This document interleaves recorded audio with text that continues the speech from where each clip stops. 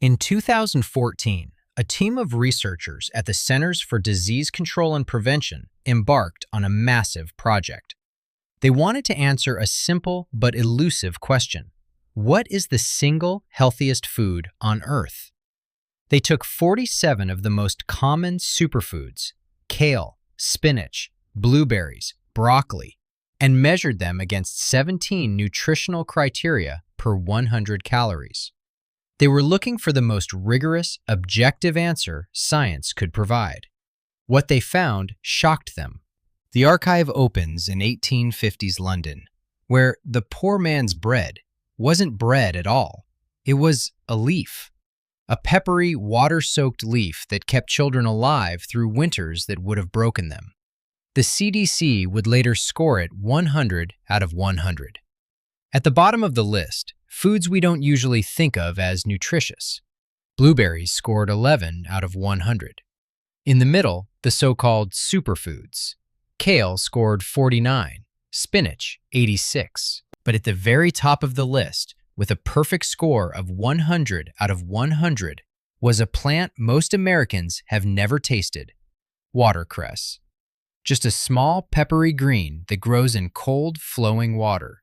100 out of 100, not 99, not 95, a perfect score. It contains more calcium per gram than milk, more iron than spinach, more vitamin C than oranges, and a compound called phenethyl isothiocyanate that early studies suggest may suppress cancer cell growth. This wasn't close. This was the single most nutrient-dense food on Earth, according to the most rigorous nutritional study ever conducted. And yet, if you walk into a typical American supermarket today, you probably won't find it. If you ask 10 people on the street if they've ever tasted watercress, 9 will say no. How does the healthiest food on Earth, confirmed by the CDC, backed by rigorous science, become nearly invisible? This is not a mystery. This is a case study in what happens when logistics matter more than nutrition. Before we go back to Victorian London, quick question. Have you ever seen watercress in your supermarket? Comment below. To understand what we lost, you have to go back to Victorian England. 4 in the morning. London's air is thick with coal smoke. The streets are crowded with children, some as young as 5 years old, carrying wicker baskets stacked high with watercress still wet from the streams of Hampshire. "Still alive," they shout. "Fresh watercress, a penny a bunch." For London's working poor, watercress wasn't a garnish. It wasn't a luxury. It was survival. They called it poor man's bread. A bunch of watercress cost 1 penny. A loaf of bread cost 2. For families living on the edge of starvation, watercress delivered more nutrition per penny than almost any other food available. It was eaten for breakfast on bread with butter, in soups, raw, by the handful. Mothers fed it to children during the long, gray winters when other greens disappeared. When a child's face looked pale, when energy dropped, watercress was the answer. The Victorians didn't know about vitamin C or iron or calcium, but they knew watercress worked. They could see it, they could feel it, and the system that supplied it was remarkable. There was a railway line, locals called it the Watercress Railway, that ran from the streams of Hampshire to the markets of London. Farmers would cut watercress at dawn. Within 4 hours, it was on the streets of London, still dripping with stream water. Not 4 days, 4 hours. This wasn't a luxury supply chain. This was infrastructure built around the biological reality of watercress. It's alive and it dies fast. As the 20th century dawned, something changed. In 1894, a seed company called Burpee released a new variety of lettuce. They called it iceberg because it could be shipped on ice from California to New York and arrive looking fresh. Iceberg lettuce had a secret weapon: structure. It wasn't a loose leaf. It was a tight, compact head. Layers wrapped around layers, and that structure made it nearly indestructible. You could pack iceberg into a crate, stack the crates into a rail car, ship it across the country, and 2 weeks later, it still looked perfect. Crisp, green, identical. In 1919, Americans ate an average of 1 pounds of lettuce per person per year. By the 1950s, that number had tripled, and almost all of it was iceberg. The technology that made this possible was called vacuum cooling. In the 1930s and 40s, engineers developed a system that could rapidly cool lettuce by lowering air pressure. It was like putting lettuce in a refrigerated wind tunnel. But here's the key. Vacuum cooling worked best on dense, compact heads. Iceberg's tight structure was perfectly suited to the technology. Loose-leaf greens like watercress? They'd wilt. They'd collapse. The technology and the crop co-evolved. Iceberg wasn't just a product. It was a product designed for a system. But what about watercress? Watercress was a nightmare for the new system. 93% of its body is water, completely hollow inside. Cut it from the stream, you only have a few hours, not days, just a few hours, before it starts dying. Leaves turn yellow, stems collapse. There's no way to preserve it. It actually dies. Meanwhile, iceberg lettuce can sit in a warehouse for 28 days and still look fresh.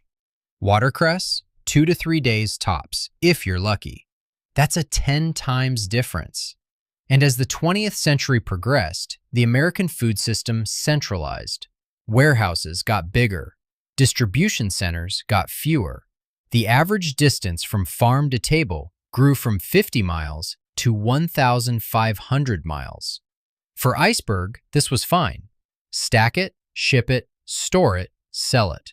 For watercress, it was a death sentence. The Watercress Railway, that 4-hour supply chain from Hampshire to London, closed in 1963. There was no business case for maintaining infrastructure for a crop that died in days, when the entire system was optimizing for crops that lasted weeks. By the 1970s, watercress farming in the UK had collapsed.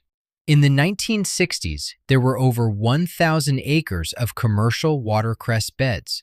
By the 1980s, that number had fallen to 150 acres, a 90% reduction. Watercress didn't fail because people stopped liking it. It failed because the logistics system was built for something else. And here's what we traded. Iceberg lettuce, the crop that won, scored 7 out of 100 in that CDC study. Not 70, not 17, 7.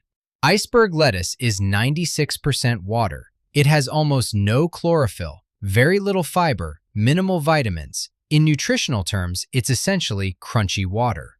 Watercress scored 100. Iceberg scored 7. We didn't trade a good food for a slightly better food. We traded the most nutritious plant on Earth for one of the least nutritious plants you can eat. And we did it for shelf life. There's a reason iceberg lasts 28 days in a warehouse. It's because there's almost nothing in it to decay. No dense nutrients, no rich compounds, just water and cellulose. Watercress dies in 3 days because it's alive. It's packed with vitamins, minerals, antioxidants, bioactive compounds. Those things are fragile. They break down. But those are the things your body needs. Watercress contains phenyl isothiocyanate, a compound that early research suggests may help prevent cancer. Iceberg contains almost none. Watercress has 4 times the calcium of milk per gram. Iceberg has trace amounts. Watercress was keeping Victorian children alive through winters.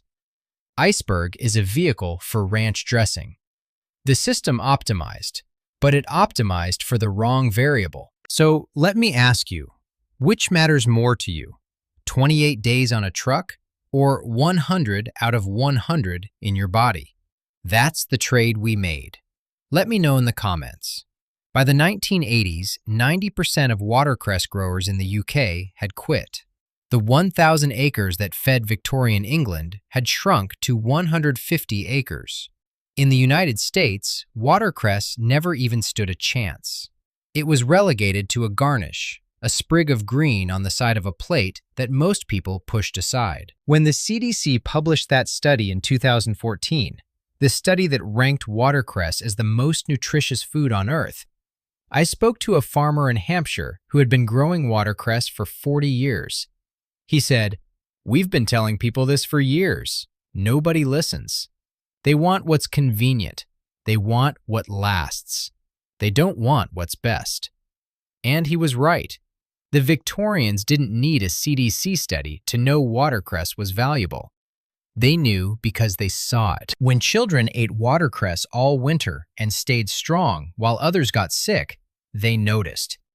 When watercress-eating families had fewer deaths, they noticed. Knowledge moved through communities, through kitchens, through mothers and grandmothers who watched and remembered. It was slow, but it was real. We lost that. Now we trust what comes in bags with barcodes and nutritional labels printed in fine print.